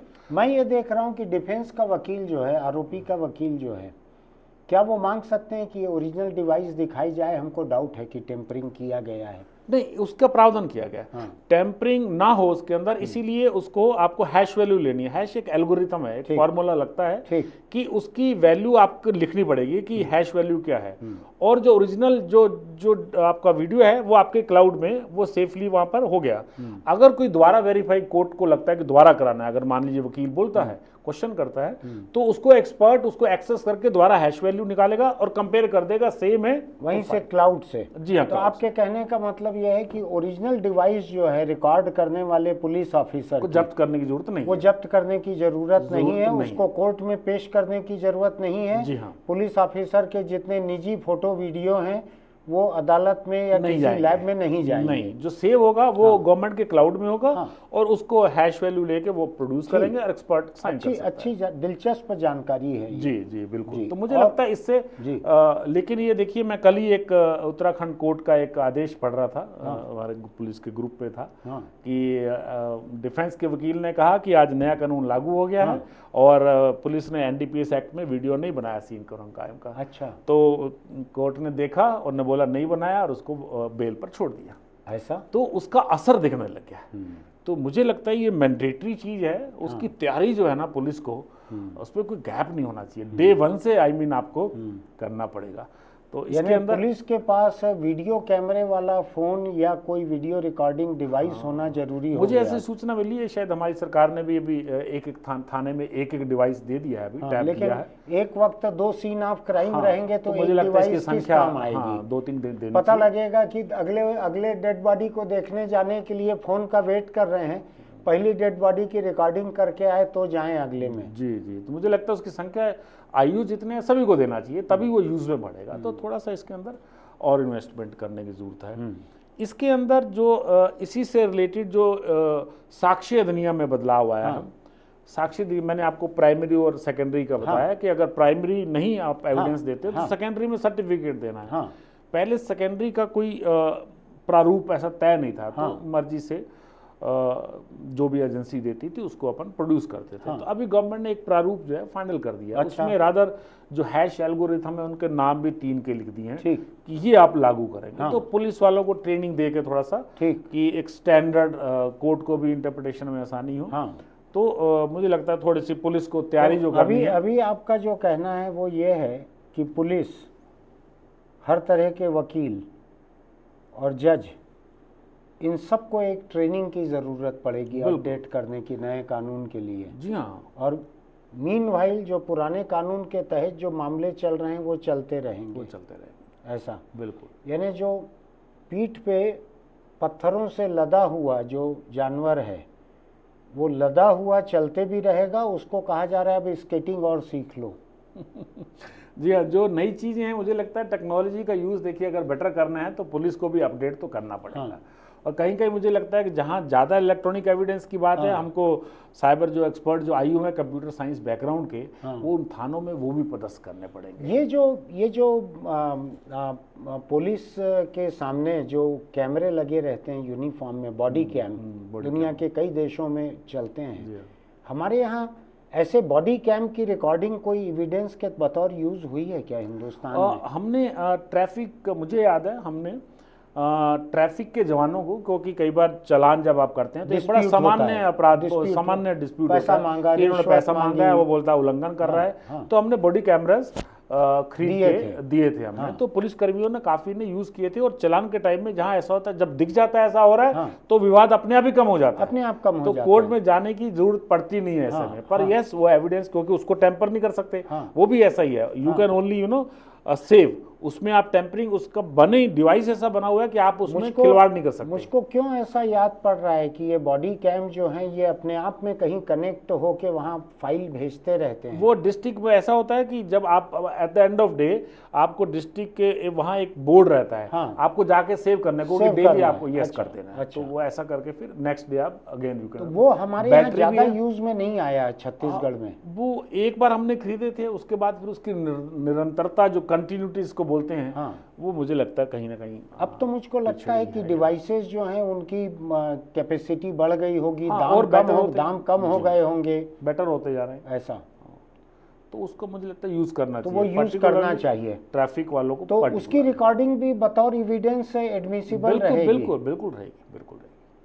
और कोई चीज जो मैं पूछने से इसके अंदर जो फोरेंसिक का एक पॉइंट जो रहा है, यहाँ एक प्रावधान नया किया गया है कि जो 7 साल से ज्यादा के जो अपराध हैं, उसमें फोरेंसिक एक्सपर्ट को लाजमी है मौके पे जाना और एविडेंस क्या है उसके बारे में कलेक्शन या पुलिस की हेल्प करना।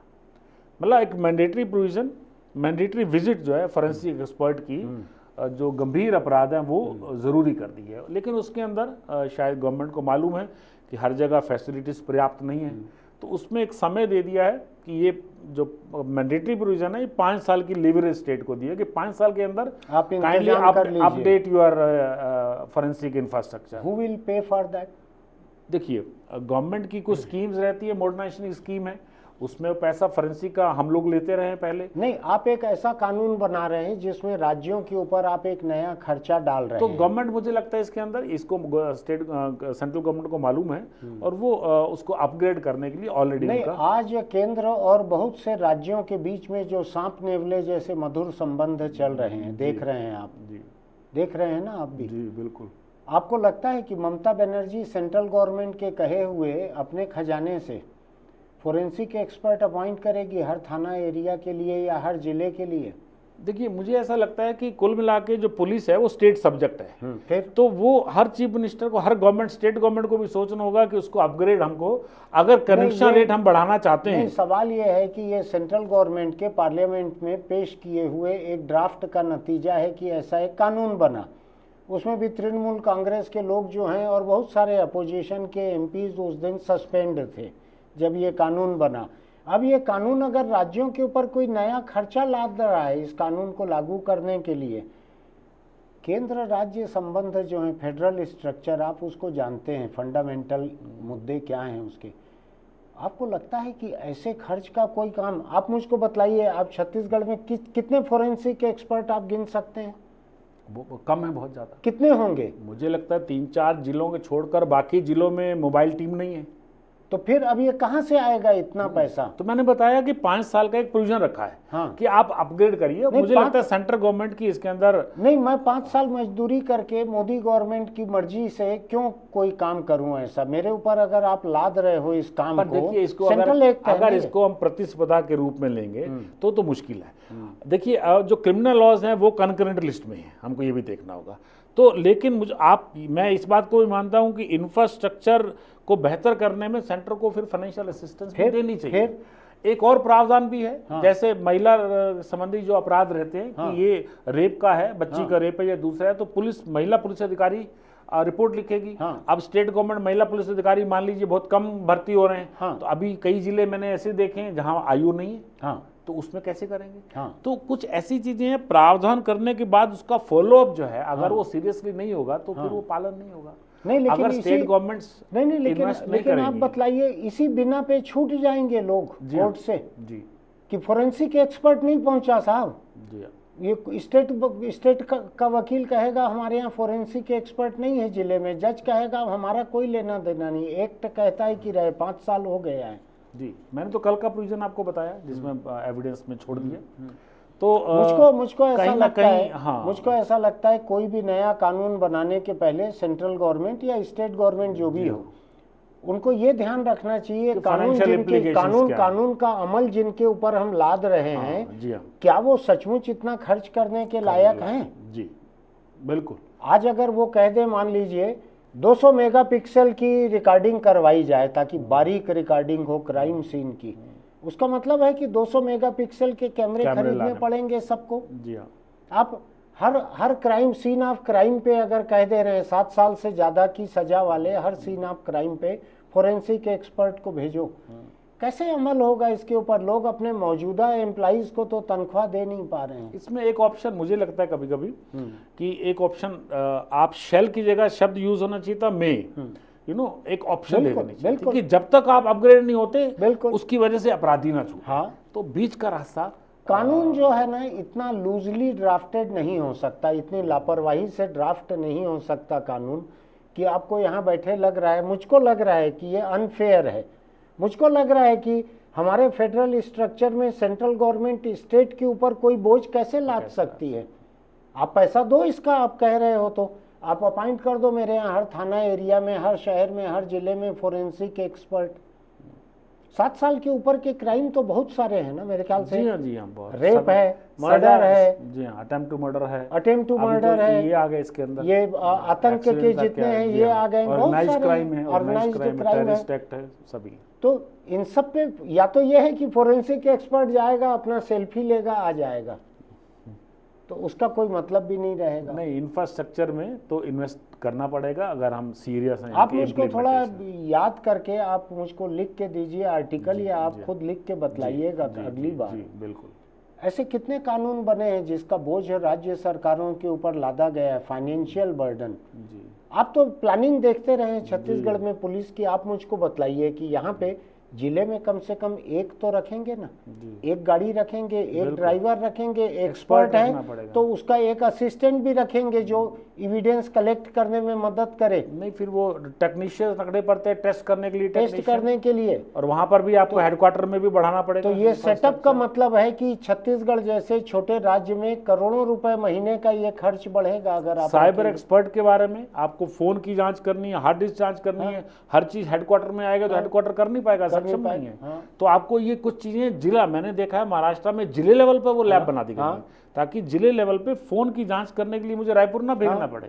अगर हमको फास्ट करना है तो ये जिले लेवल पर भी, रेंज भी नहीं, कुछ चीजों को तो अगर लॉ में कंपल्सरी हो गया तो मुझे लगता है वो डिस्ट्रिक्ट लेवल पे भी हमको, मुझको लगता है कि हिंदुस्तान में सेंटर स्टेट रिलेशनशिप जो आज की तारीख में ऑल टाइम वर्स्ट है, लगता है आपको ऐसा?